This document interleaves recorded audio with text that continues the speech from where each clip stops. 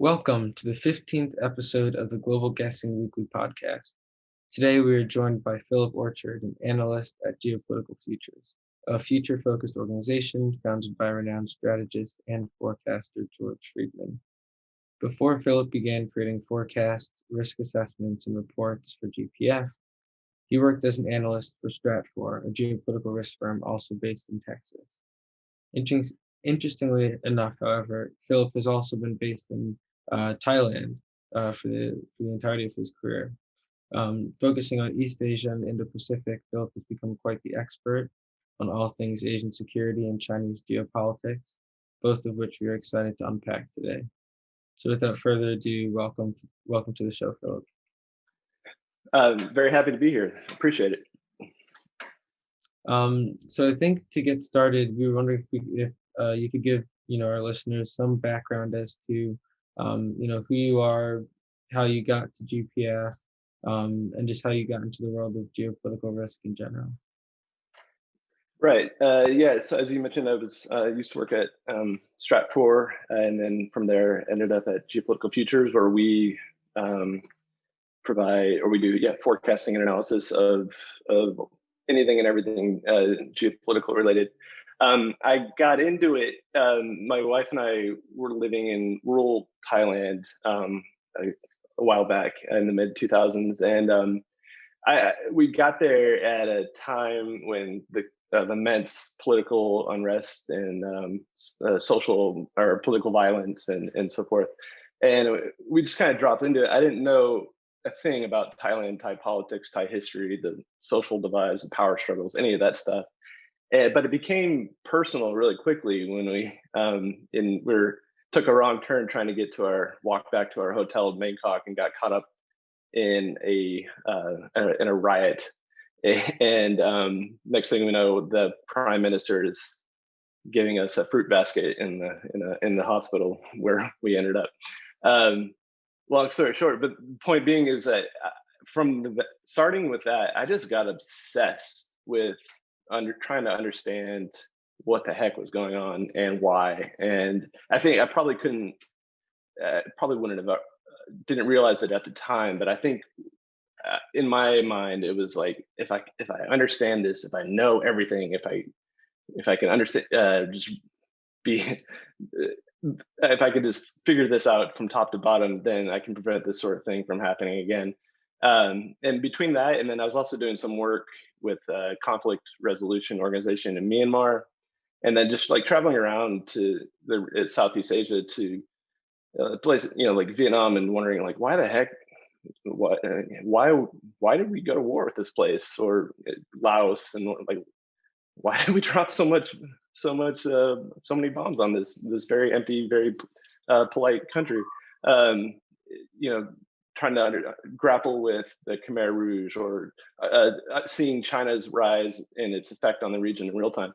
I just got obsessed with this stuff, and about that time, my wife's grandfather started sending me articles from Stratfor, and I guess I just hadn't read any analysis like that really laid out a framework of understanding, basically describing the force, sort of the story behind the story of the underlying forces that were shaping what was going on at any particular time. Describing things in terms of power and in terms of all the different underlying forces that really shape a country's behavior and dictate its, or not dictate, but influence its history and that kind of stuff. And I was just really taken by it. And I wasn't, at the time, I was actually still pretty skeptical of forecasting, because my entire experience overseas early on was just learning how little I knew about anything, and just feeling foolish all the time for whatever I used to think I knew about how the world works and what makes countries tick. But once I got into, so I started working at Stratfor, and once I got into doing analysis there, it quickly became overwhelmed with just how much, just how many factors, or just how much there is to know to really write intelligently or credibly about a place. And that's when I started to really appreciate like forecasting methodologies and like structured analytic techniques and that kind of stuff as a way of just making it much more efficient and learning how to ask the right questions, learning how to basically get smart on unfamiliar on things that were far outside of my area of expertise really quickly enough to be able to say something smart and give readers or clients a sense of where things were going. Do you have sort of like a framework for what those questions are in terms of trying to sort of get up to speed on a place or a situation or sort of geopolitical pairing that, has some sort of historical and still modern relevance? Is there a framework that you have in terms of what questions you're trying to answer? Yeah, I mean, of course, it varies from issue to issue, place to place, but so we just to describe sort of our methodology, we it's very much one of you guys were talking about Marco Papic's book about how he focused on interests and constraints and that kind of stuff, and that's very much the core to the basis of our methodology is just looking at what on any particular issue, like what's the interest here, what would a country like to do, and what's going to stop it from succeeding or so forth. But the way we go about like sort of the basis of our forecasting process starts with what we call with these country models that we develop, where we really take a holistic view of geopolitics and try to connect all the dots between military factors, strategic factors, security, politics, economics, technology, cultural factors, all the try to really and I think that's often our value add, is being able to show how an economic issue is also a military issue or so forth, and how they converge to shape a country's behavior. Um,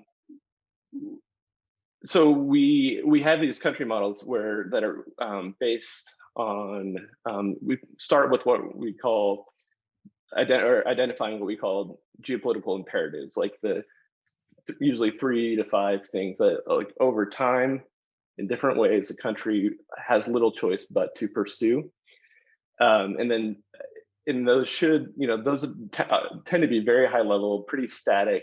They can change over time as the world changes, but How broad are these? Are they like securing borders, economic growth, like those sort of high level yeah. imperatives?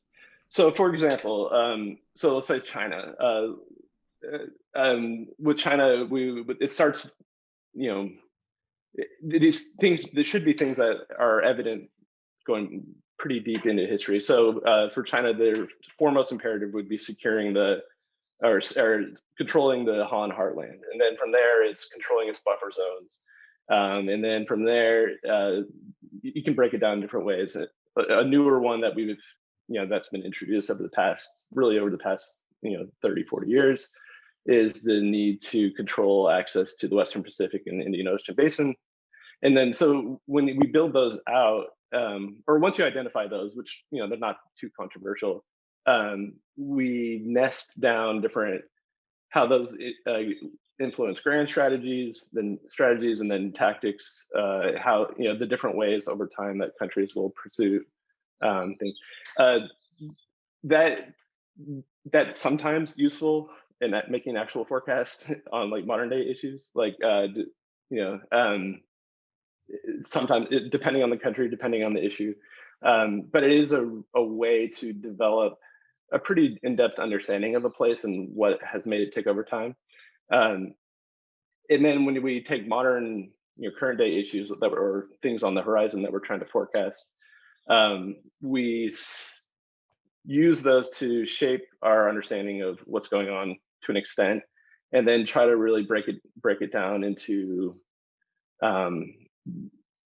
well, again, we use those to sort of paint or to understand like the processes that are unfolding at any given time, and then project those forward, and then try to identify specific factors that will influence how, or specific variables that will influence which direction things will go going forward.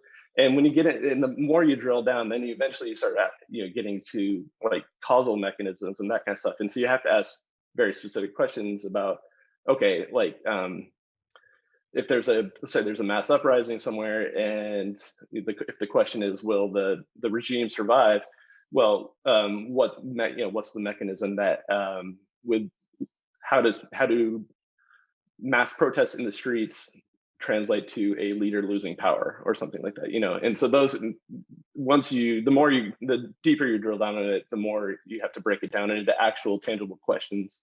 And this is all abstract, but it's in practice, it's fun to do, and it's worthwhile to do. And irrespective of whether your forecast is accurate, I think it's just a rigorous way to make sure you're being specific about what kind of questions you're actually asking, figuring out, identifying the most important things that will determine which way it goes, and so forth. So I read on LinkedIn that some of these forecasts that you're building, like the time horizon for some of them is 10 years out.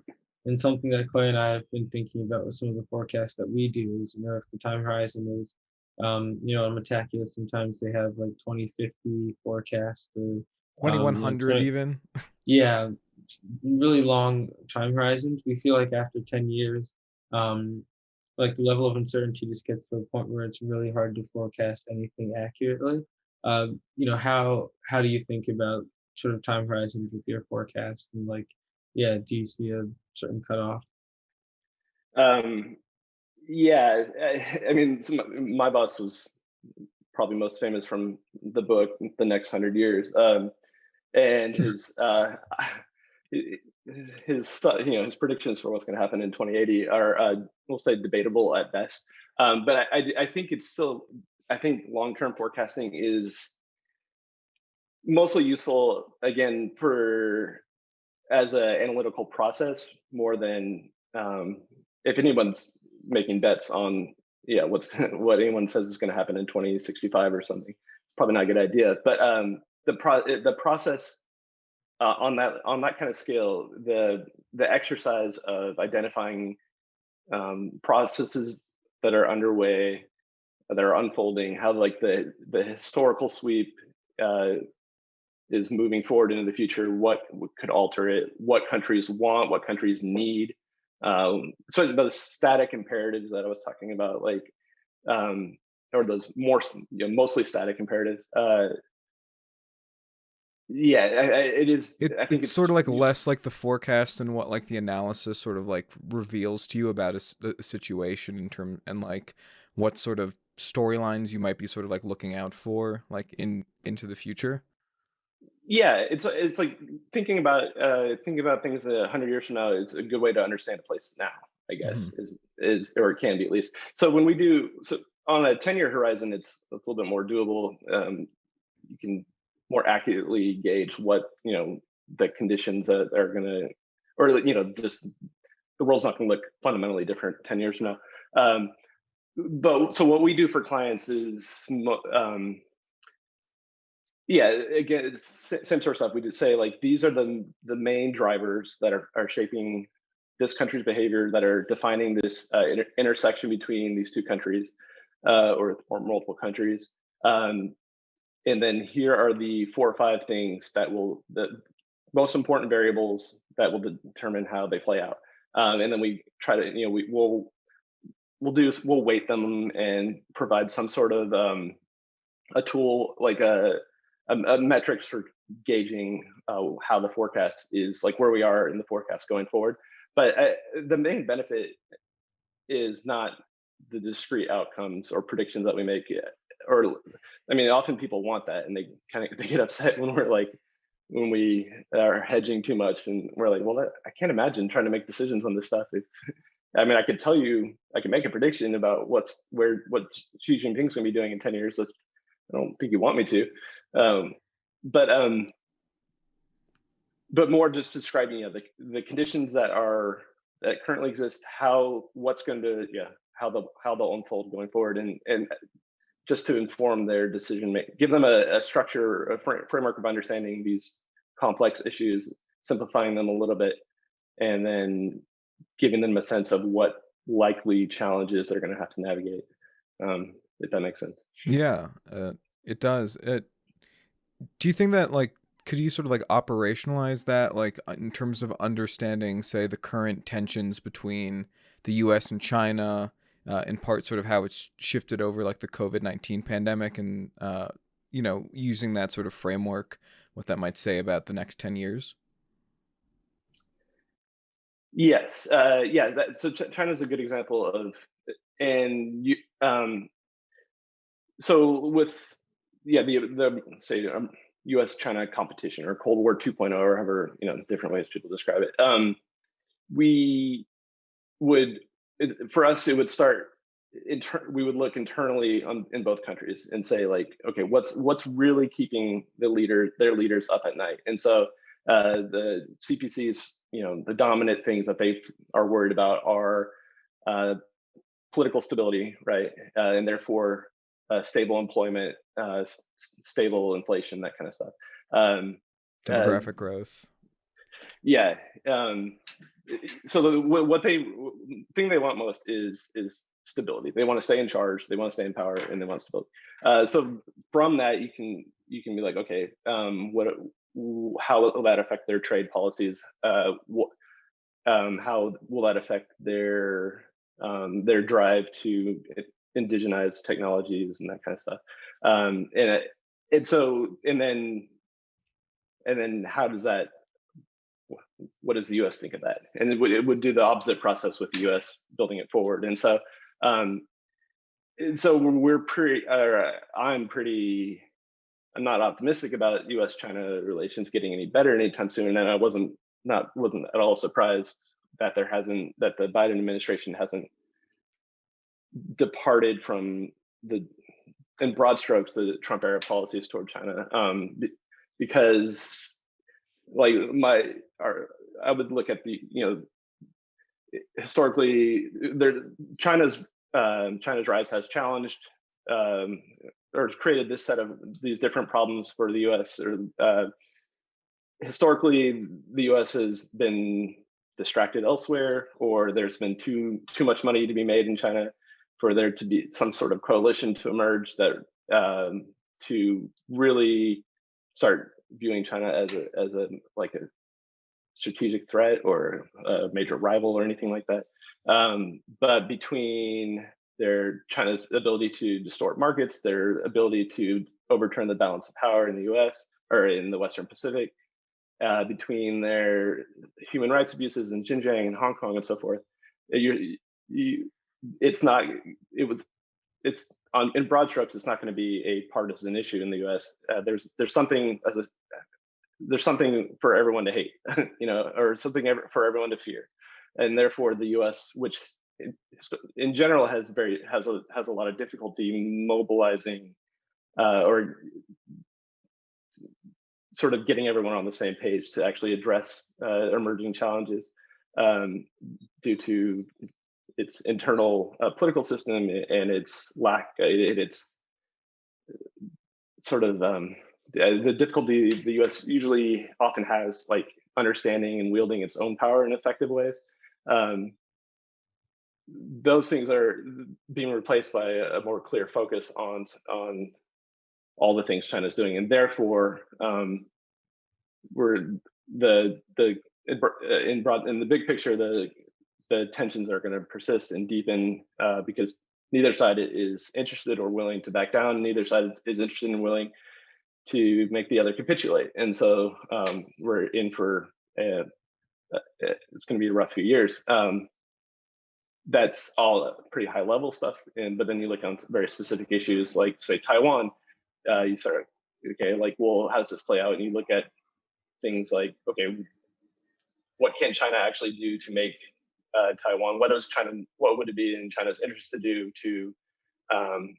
to pull Taiwan back into the fold, or at least keep it from straying too far, and so forth? And that's where you go from there. So that was really interesting. I want to take a step back and just ask, and maybe it is thinking about issues like that, like U.S.-China tensions. But what is your favorite, part about working at Geopolitical Futures? You know, I'm also curious about the sorts of clients that you're working with. If it is a lot of tech clients or more government clients, does that factor into what you enjoy about the job? The clients that you're working with, or is it something else, something more meta? I mean, at the most basic level, it's just an awful lot of fun, and I like the audacity of trying to predict the world, and just on a personal level, like I'm not an economist. I've never driven a submarine. I'm not an expert in rocketry. I'm not a scholar in Chinese politics or Japanese politics or whatever. I am very much generalist, but I just the process of um, of getting smart on a lot of things, and to the point where at least I can write credibly, or that kind of stuff. It is cool when I look back and be like, oh yeah, um, I know a lot. I know a little about a lot, and enough to bore people at dinner parties with on a lot of different subjects. But yes, I mean, it's just every morning I wake up, I'm excited to see what I missed, and see how the great story of the world is unfolding in on these 6 or 7 countries that I spend the most time reading about. Um, and I think that's key to being good at forecasting, or just geopolitical analysis in general, is like you really got to love it, because it is can be overwhelming, and it can be dismaying, and it can be I don't know, you have to the if you love it, you'll be motivated to do the work, and to stay up on everything, and to be constantly pursuing more and more uh, more and more knowledge and expertise and understanding of how things work. That is so true. That idea of just getting like somewhat smart about like a lot of different subjects and being like a lot of fun. I was reflecting to Andrew, I think like last weekend, about like if you look back at all of the forecasts we've done, we've covered almost the entire globe, everything ranging from like public health to cyber to uh, cyber attacks, and they wouldn't have been sort of subjects that we probably would have gotten smart about if we weren't doing forecasts. And it's on reflection, we've definitely gained a lot of dinner night knowledge that someone one day will appreciate. Um, Speaking of, forecasts and all of that, is there a particular forecast that stands out to you the most, whether it's you just really enjoyed learning about a subject that otherwise would have had no exposure to, or maybe a forecast that you just got super correct while everyone else was, being a sheep and missing all these wonderful signals that you were able to find yourself? Does a forecast come to mind? Um, so I actually thought I found the Trump era to be actually surprisingly easy to forecast, in terms of which was unexpected, and I kind of expected when he won to really challenge our model and our way of doing things to the core, our specifically our sense that like individual leaders generally don't matter nearly as much as people often think, and that they are bound by tight constraints of the office, and they cannot deviate too much in general from the national interest or whatever. Um, but and Trump being so unpredictable himself, seemed like, and so determined to kind of shed the orthodox way of thinking about the presidency. Um, so to answer your question, so I was proud of the work I did on the U.S. North Korea negotiations, because also North Korea is another like country that you would think would be very difficult to forecast, and on a lot of issues it absolutely is. They're just so hard to get good information, and so forth. But on that kind of thing, on like a bilateral negotiation where both sides where, and that the good thing about Trump from a forecasting perspective is he was very transparent about what he wanted and what you could tell the 4 or 5 things he cared about to actually push forward. And in a bilateral negotiation, it does make it quite a bit easier to be like to zero in on a range of possible outcomes. Like they want this, they want this. This side has the ability to push or to pressure in this way, and this side has this much ability to resist that pressure, and then just map out all the different factors that could affect things. And pretty early on, I think we nailed right after within like a week of the Singapore summit. I think we nailed basically like how the next couple of years were going to go in terms of that negotiation. Basically, forecasted that the most that they would achieve is a tacit agreement on some sort of freeze for freeze, where North Korea freezes ICBM testing and nuclear tests, and the U.S. freezes some level of exercises with South Korea, and then agrees to makes vague commitments to do something else. So we're really like not changing a whole lot, but allowing both sides to back away from the fire and fury days of 2017. And so that was instructive because I had to learn a lot about missile technology. I had to learn a lot about internal constraints in Pyongyang about like how much, like, okay, well, what can they actually give? Is it in pursuit of a deal? Let's say the U.S. is willing to lift sanctions. What can North Korea? How much of their reactor complex could they dismantle and still have a viable ability to enrich uranium and so forth? How much do they really need ICBMs as opposed to these shorter range missiles? And so just thinking through all that stuff, and it was interesting and a lot of fun. And even if the kind of stuff, I say fun, but you know what I mean. It's you're like nuclear war. This is great. But it was yeah. I was proud of the work we did on that. And then similarly on the trade war, because again, Trump was pretty transparent about what he wanted. China, we had a pretty good sense of what they were willing to give up. And the big question was, like, could the U.S. actually hurt them could they hurt them to the point where like China would have to give up more than it wanted with through the tariffs and stuff? And so we had to figure out, okay, how much damage are these tariffs going to do to China compared to how much damage will U.S. tariffs and Chinese counter tariffs do to the U.S. economy? What sectors do they have? What kind of political influence are we talking about?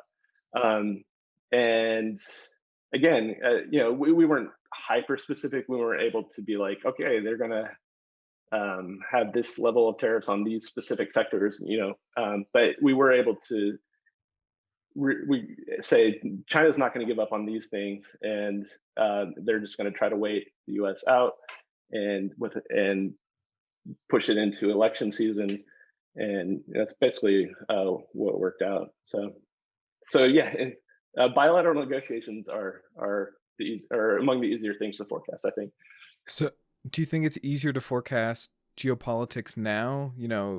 Going into this new administration, is it too early to really make an assessment? And is it harder now than it was, say, during the Obama administration? And is that, in some ways due to the, going back from bilateral to multilateral, or is that the U.S. Relative decline in the years since? Do you have a sense?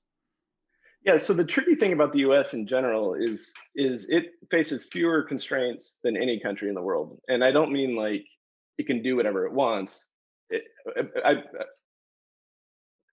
Okay, still throwing me off. I don't mean that the U.S. can do and succeed at whatever it wants, but it can try whatever it wants. It can start a war somewhere and fail. It can pursue bad policies at home and abroad and never pay that much of a cost in terms of like, and it's not going to put the nation at existential risk in the way that like if a smaller country picked fought a war that was strategically unwise or hopeless, or you know uh, smaller, weaker countries tend to be a lot more careful about what they do. So that makes the U.S. difficult, because to predict in terms of what it's going to prioritize, because it doesn't really have to do it in the same way. But what the U.S. does prioritize is I think more or once you kind of understand what a particular administration is going to shove all its political capital into, or that kind of stuff. It's I think it does get easier, and with the Biden administration, I think it's just a little bit more conventional in terms of strategic thinking and that kind of stuff.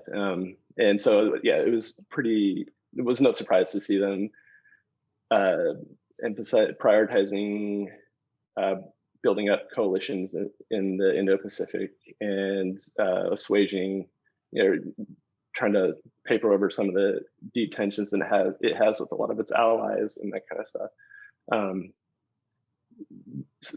The next level would be, okay, what can it actually do with that? What can it get these countries to agree to, and so forth. So I'm curious, when you're thinking about forecasting bilateral relations or what's going to happen with certain regimes, how useful do you think it is to look at priors and look at base rates, versus just do sort of ad hoc analysis? I know that there's some theories in political science about like presidential cycles, for example, and like, you can sort of trace, the cycle to see where you are and what role that president is within the cycle. You know, do you think about frameworks like that, or is it? Yeah, I'm just curious, like how you think about that. Yeah, not rigorously enough. I do think that kind of stuff can be absolutely useful. It's we Personally, I guess I do a lot of that kind of stuff kind of intuitively.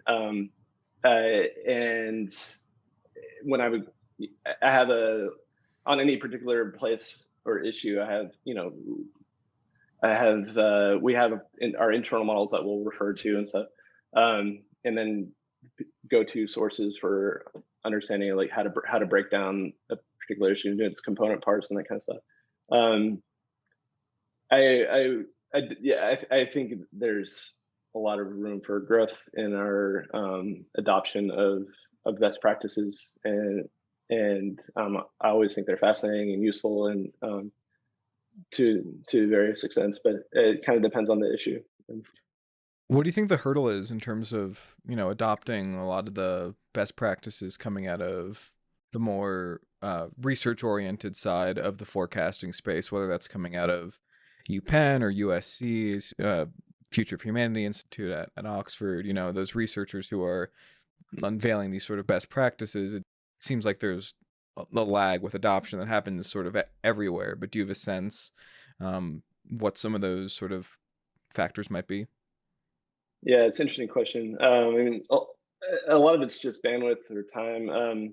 I mean, as you guys know, I mean, it takes an extraordinary amount of work to put together any particular thing, and especially since I'm such a generalist, I still feel like I'm always scrambling just to get my head around 1,000 things at once. To what I was saying earlier, I mean, that's the whole point of these frameworks, is to make it more efficient and to make it so that you don't have to be the world's foremost expert on something to make a forecast. Like just learn how to adopt a framework that makes it easier to ask the right questions, to do the right research, to channel your energy into the right places. But it is tough. We kind of intentionally narrow the scope of what we focus on based on our own constraints as a company, and we try to we mostly focus on things that would connect back to our models, and then that way we're capable of constantly challenging ourselves, addressing our, reassessing whether our models are still accurate, or whether they need to be more specific, or whether they are fundamentally wrong.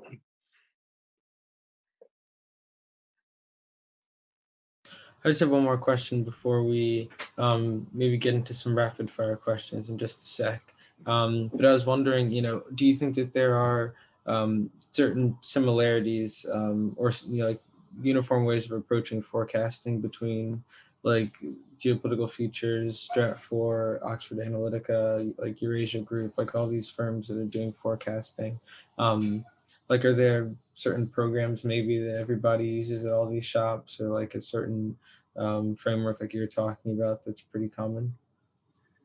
Yeah, I can't speak specifically to these other places except for Stratfor, but you can kind of tell who's doing rigorous work behind the scenes based on what they publish. Our model is our own. It's obviously very similar to the one that we use at Stratfor. It's built off a lot of the work that was done there. It's a little bit different because we're smaller, and so the great thing about Stratfor was we did have much bigger teams and more depth of expertise. I didn't have to be I could ask someone who knew a lot about rocketry rather than having to figure it out myself. But the basic structure is the same. All right, and that brings us to the staple of the end of the show, the rapid fire round. Philip, in this round, we are going to give you not the usual 4, but a very special 5 questions that you will make rapid fire forecasts. The last question is tailored in part towards your expertise regarding Asian foreign policy. But we will start you off easy warm-up with some of our usual rapid fire forecasts. The first one is, what is the likelihood that Russia annexes more territory in Eastern Europe officially by 2026? Ooh. No.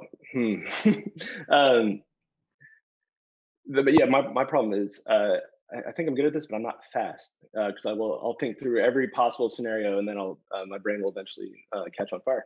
But I'll try not to do that in real time. Yeah, I would say. What are you sort of keeping in mind? What are the factors? Yeah. So yes, well, the way I would approach that is just, okay. We know that China, or our view is that Russia has a core imperative to push out, to build out buffer zones. It also has it's vulnerable to economic coercion in form of sanctions and that kind of stuff.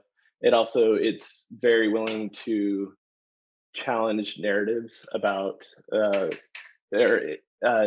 challenge assumptions about other countries' willingness to combat it. It's also making all sorts of inroads in sophisticated tech capabilities in like cyberspace and so forth. So I would say, okay, it probably thinks it could get away with pushing more into, say, if it had a reason to deeper into parts of Ukraine, or perhaps if things went sour, or things went against it in Belarus, it would believe that it could do it without paying much of a cost, and it has a good reason to. So therefore, I would say 60% chance by 2026. That it makes another move, maybe even higher than that. Well, I'm going to say 70. All right. So yeah. The second one should be a little bit easier. What is the likelihood that there is credible evidence of alien life by 2030?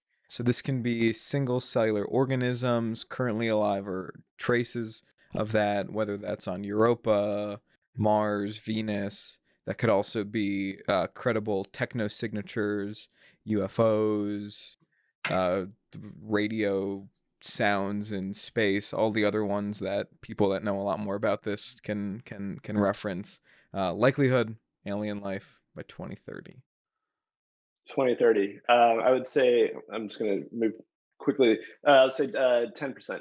My thinking being is our capabilities of detecting such things in person or with by sending ships or people out to the outer reaches of the solar system is very slow to evolve. These takes a long time to get to Europa. And our ability to look and listen into space while advancing is already pretty sophisticated, and if it seems unlikely that we would not. There's not going to be a dramatic. We're not going to suddenly have a dramatic leap in capabilities to detect things we couldn't before.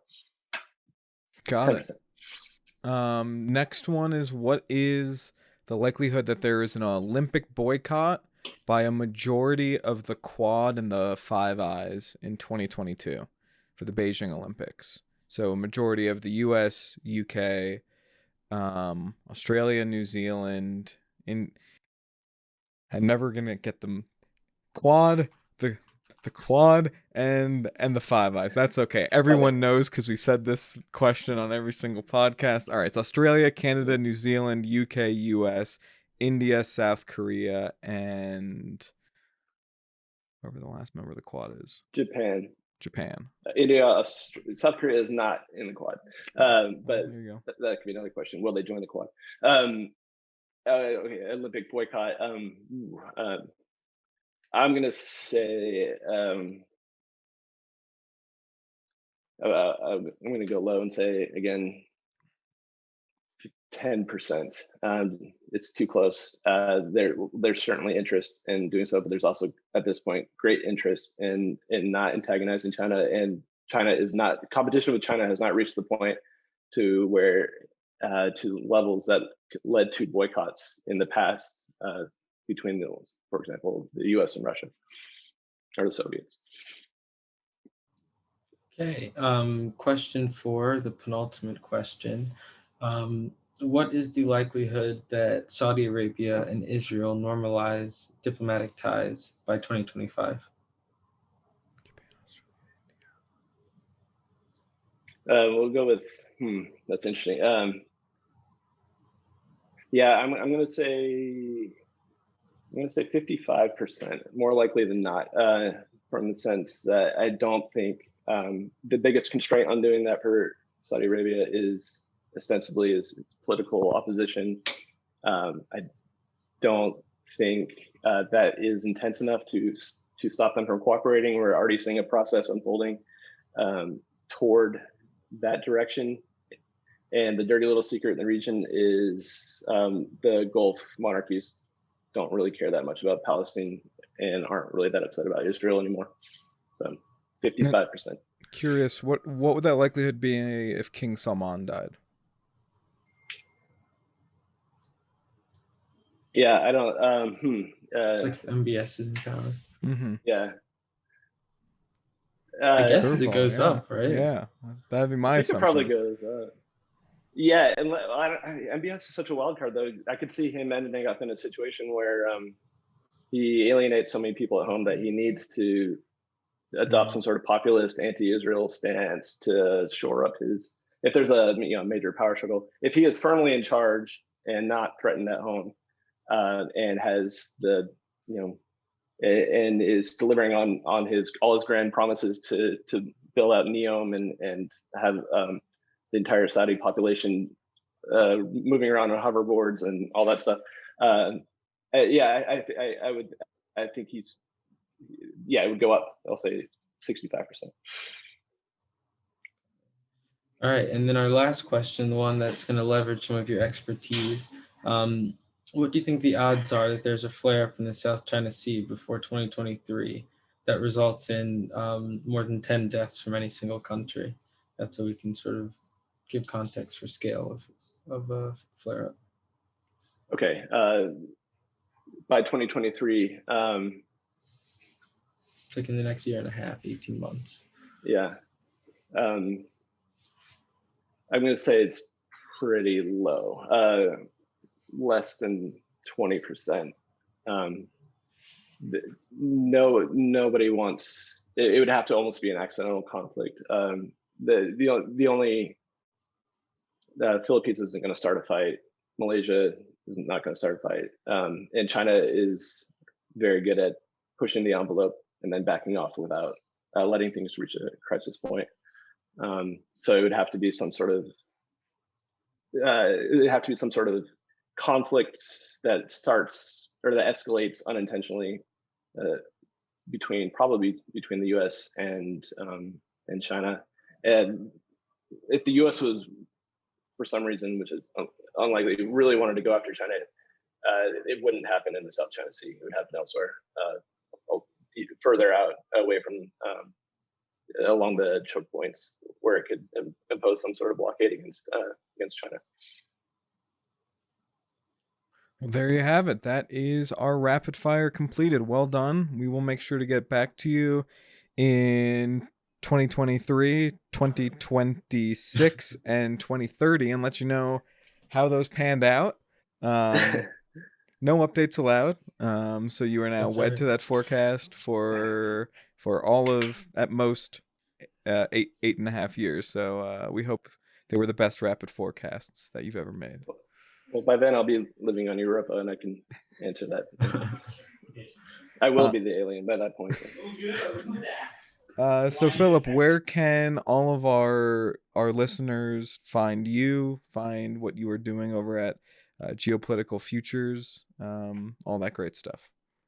Yeah, our website is geopoliticalfutures.com. It's kind of a mouthful, but that's where most of my stuff is published. I am on Twitter at Phillip Orchard with Phillip with 2 L's, all one word. And then, my work pops up from time to time in random other outlets. So often I'm like real clear world, and there's an Indian blog that republishes all my stuff without asking all the time, and I'm fine with that. So.